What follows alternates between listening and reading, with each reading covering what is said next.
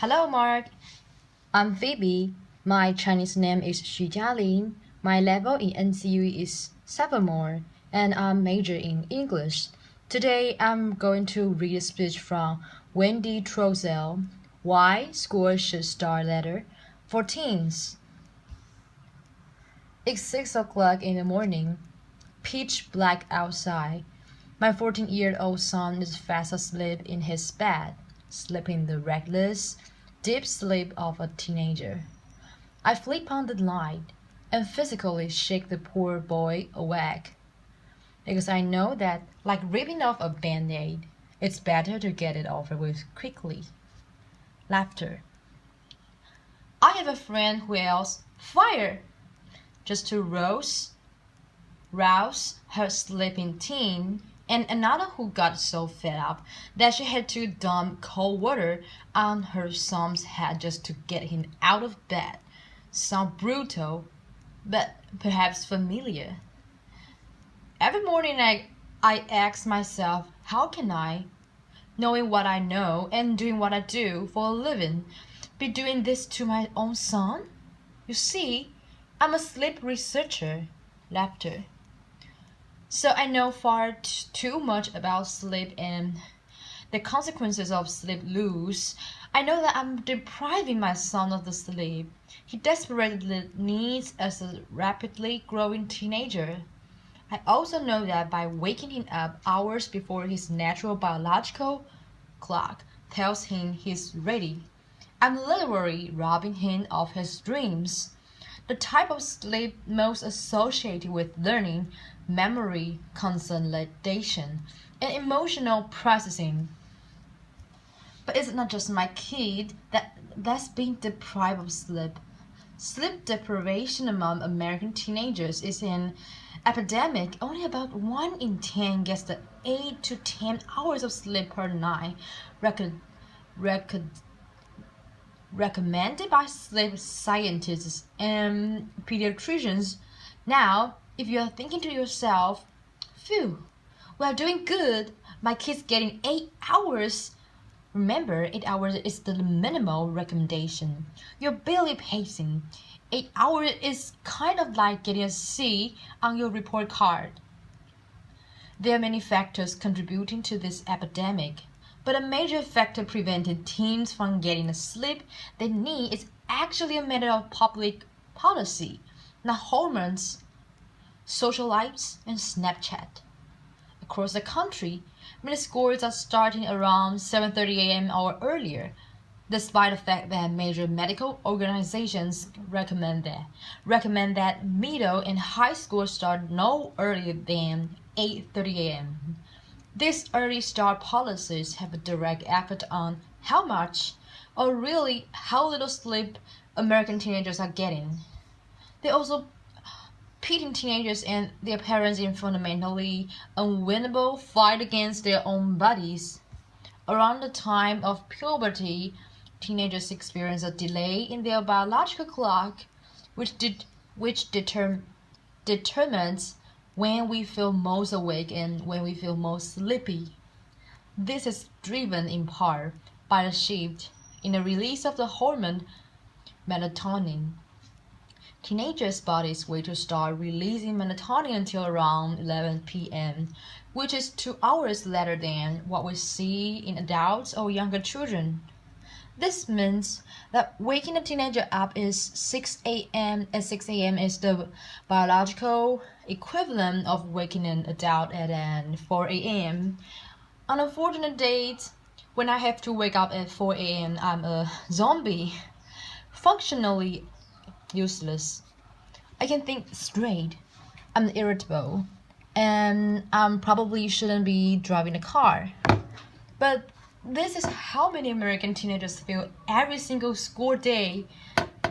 In fact, many of the, shall we say, unpleasant characteristics that we chalk up to being a teenager: moodiness, irritability, laziness, depression, could be the product of chronic sleep deprivation. For many teens battling chronic sleep loss, their go-to to compensate it is consuming large quantities of caffeine in the form of venti frappuccinos or energy drinks and shots. So essentially, we've got an entire population of tired but wild youths. Advocates of sleep-friendly start times know that adolescence is a period of dramatic brain development, particularly in the parts of the brain that are responsible for this higher-order thinking process, including reasoning, problem-solving, and good judgment. In other words, the very type of brain activity that's responsible for reining in those impulsive and often risky behaviors that are so characteristic of adolescence and that are so terrifying to us parents of teenagers.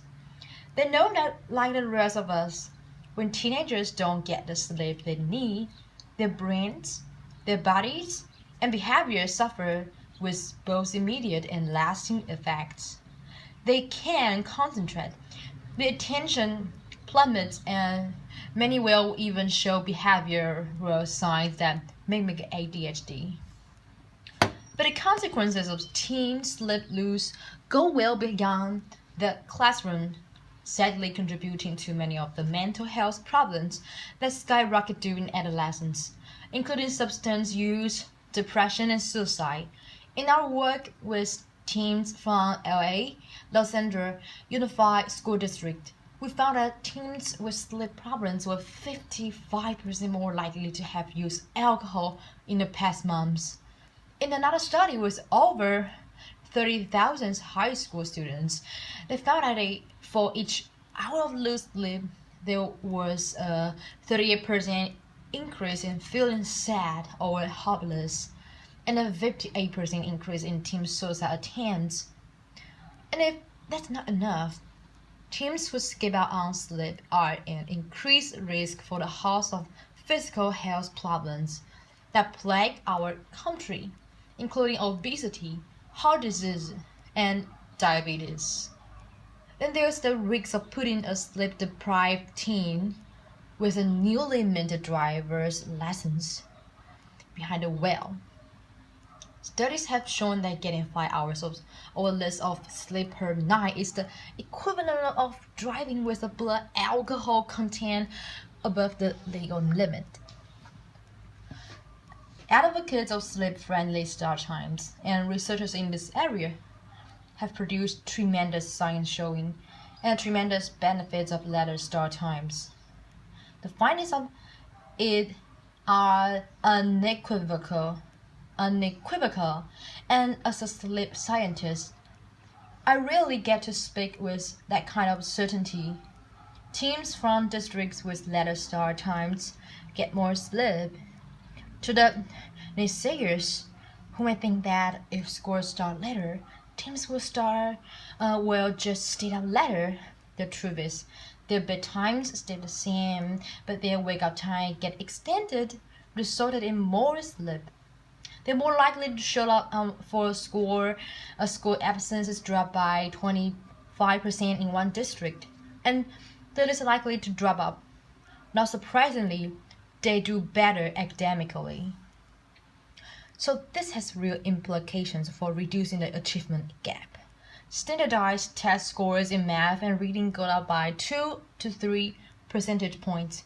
That's as powerful as reducing class sizes by 1/3 fewer students, or replacing a so-so teacher in the classroom with a truly outstanding one. Their mental and physical health improves, and even their families are happier. I mean, who wouldn't enjoy a little more pleasantness from our teams and a little less crankiness? Even their communities are safer because car crash rates go down, a 70% reduction in one district. Given these tremendous benefits, you might think, well, this is a no-brainer, right? So why have we as a society failed to have this call of an argument against later start times go something like this? Why should we delay start times for teenagers? We need to talk them enough so they're ready for the real world. But that's like saying to the parent of 2-year-old, don't let Johnny nap, or he won't be ready for kindergarten. Laughter. Delaying start times also presents many logistical challenges, not just for students and their families, but for communities as a whole. Updating bus routes, increased transportation costs, impact on sports, care before or after school. These are the same concerns that come up in district after district. Time and again around the country, school start times and are debated, and they're legitimate concerns, but these are problems we have to work through. They are not valid excuses for failing to do the right thing for our children. We just start middle and high school no earlier than 8:30 a.m. And in districts around the country, big and small, we have made this change. They found that these fears are often unfounded and far outweighed by the tremendous benefits for student health and performance and our collective public safety. So tomorrow morning, when coincidentally, we get to set our clocks back by an hour, and you get that delicious extra hour of sleep. And the day seems a little longer and a little more full of hope. Think about the tremendous power of sleep, and think about what a gift it would be for our children to be able to wake up naturally in harmony with their own biology. Thank you and pleasant dreams.